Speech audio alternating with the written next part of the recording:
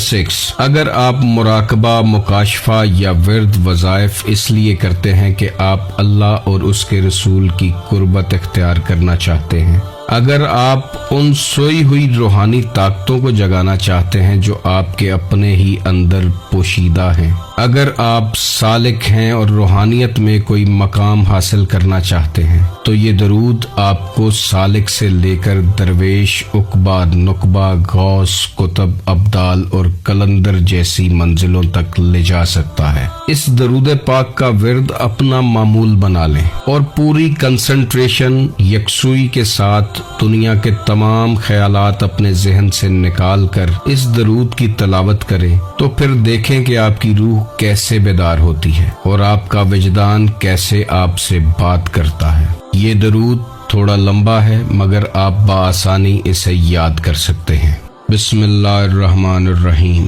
اللہم صلی علی سیدنا و مولانا محمد صاحب التاج والمراج والبراق والعلم، دافع البلاء والوباء والقحط والمرض والعلم، اسمہ مکتوب مرفون مشفون منقوش فی اللوح والقلم، سید العرب والعجم، جسمہ مقدس معطر مطہر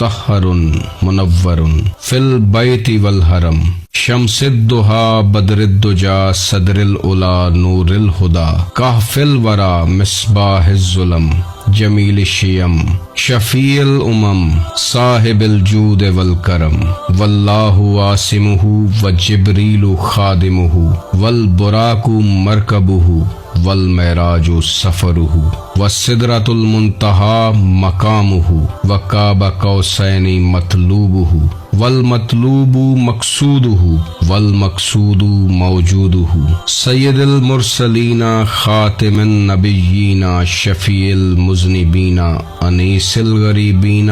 رحمت للعالمین،